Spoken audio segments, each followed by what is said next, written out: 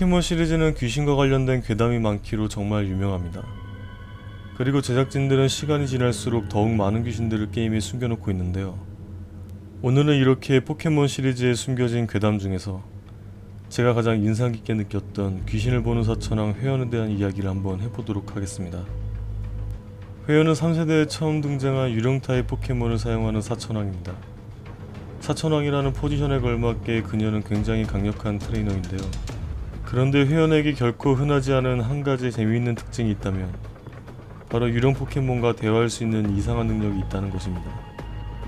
이렇게만 보면 회원은 굉장히 섬뜩한 능력을 지니고 있다는 생각이 들지만 적어도 유령 타입을 사용하는 입장에선 상당히 유용한 능력이라고 볼 수 있는데요. 그녀의 말에 의하면 이러한 능력은 송화산에서 수행을 통해 얻었다고 하는데, 참고로 송화산은 회원의 조부모가 운영하는 매우 거대한 공동 묘지입니다. 우리는 이곳에서 회원의 조부모로 추정되는 인물들을 만나볼 수 있는데요. 이 장소는 3세대의 스토리에서 굉장히 높은 비중을 차지하는 중요한 지역이고, 묘지라는 특성에 걸맞게 수많은 비석과 유령 타입 포켓몬들을 만나볼 수 있습니다. 따라서 회원이 귀신과 관련된 특별한 능력을 얻기에는 굉장히 적합한 장소입니다. 자, 이렇게 회원은 상당히 보기 드문 특별한 설정을 지니고 있는데요. 도대체 왜 어릴 적부터 묘지에서 뛰어놀며 수행을 했는지는 잘 모르겠지만 이러한 설정은 유령 타입 사천왕이라는 특징에 걸맞는 매우 좋은 설정처럼 보입니다. 그런데 우리는 사천왕 회원과의 대화 과정에서 무언가 이상한 부분을 확인할 수 있습니다. 그렇습니다. 우리가 사천왕과 대화하던 도중 어린아이의 모습이 화면에 잡힙니다. 주인공 뒤에 절묘하게 가려진 이 아이는 당연히 이 위치에 존재할 수가 없는데요. 배틀이 끝나고 다시 확인해보면 갑자기 화면에 나타난 이 알 수 없는 아이는 마치 처음부터 존재하지 않았던 것처럼 온데간데 없이 사라집니다. 이 짧은 순간은 단 한 번만 등장하기 때문에 발견하지 못하는 분들이 많았는데요. 도대체 이 아이는 어떻게 우리 눈앞에 나타났다 갑자기 사라진 것일까요? 이것만으로도 충분히 섬뜩한 기분이 들지만 사천왕 회원과 연관된 이벤트는 이뿐만이 아닙니다. 왜냐하면 회원과 처음 만났을 때를 자세히 살펴보시면 무언가 이상한 것이 보이기 때문입니다. 우리는 회원과 처음 대화를 나눌 때 뒤쪽에 정체를 알 수 없는 의자를 확인할 수 있습니다. 보통 이런 곳에 굳이 부자연스럽게 저런 의자가 놓여있는 경우는 드문데요. 그렇다면 그녀는 자신이 배틀하는 이 장소에 도대체 왜 의자를 가져다 둔 것일까요? 여기서 우리는 의자를 자세히 살펴보는 것만으로도 이상한 장면을 다시 확인할 수 있습니다. 화면이 전환되는 매우 빠른 순간 우리는 또다시 어린아이의 모습을 발견할 수 있습니다. 이 장면은 1프레임 정도로 매우 빠르게 지나가는 만큼 눈치채기 힘들지만 계속해서 이어지는 다음 장면에서의 카메라 시점을 확인해보시면 바로 이 의자에 앉아있던 어린아이의 시점으로 진행된다는 사실을 알 수 있습니다. 이렇게 사천왕 회원은 자신의 타입에 걸맞는 매우 이상한 이벤트를 지니고 있습니다. 도대체 왜 포켓몬 제작진들은 이런 귀신을 회원의 공간에 숨겨둔 것일까요? 사천왕 회원이 귀신을 본다는 사실을 생각해보면 굉장히 의미심장하지 않을 수 없습니다. 그런데 회원과 연관된 이상한 사건은 여기서 끝나지 않습니다. 게임의 엔딩을 본 뒤 송화산에 가보면 우연히 회원을 발견할 수 있는데 여기서 우리는 그녀의 매우 이상한 행동을 목격할 수 있습니다.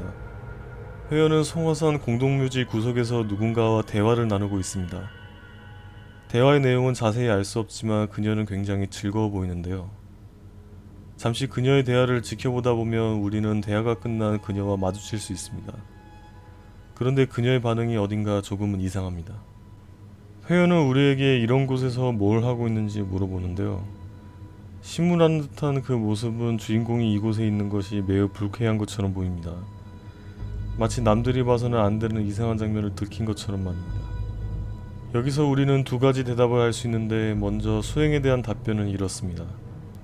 회원은 우리의 수행을 응원한다면서 자신은 할머니에게 잠깐 볼 일이 있어서 왔다고 답합니다. 이렇게만 보면 수행 중이라는 적당한 대답에 그다지 특이할 것 없는 답변이 돌아왔다고 생각하는데요. 회원의 할머니가 송화산에 있는 만큼 그녀의 답변은 그다지 이상해 보이지 않습니다. 자, 그렇다면 성묘라고 답했을 경우에는 과연 어떨까요?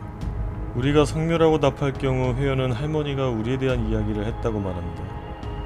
그러니까 성묘를 위해 송화산에 방문한 주인공을 할머니가 발견한 것처럼 보이는데요. 이렇게만 보면 양쪽의 대사 모두 그다지 이상한 부분은 없어 보이지만 단 한 가지 이상한 사실이 있다면 바로 이곳에 더 이상 할머니가 없다는 것입니다. 그렇습니다. 송화산에 더 이상 회원의 할머니는 없습니다. 그녀는 할머니에 대해 언급했지만 정상에는 그녀의 할아버지만 자리를 지키고 있는데요. 도대체 회원의 할머니는 어디로 사라진 것일까요? 여기서 더 이상한 사실은 회원이 할머니에게 볼 일이 있어서 왔다는 것입니다.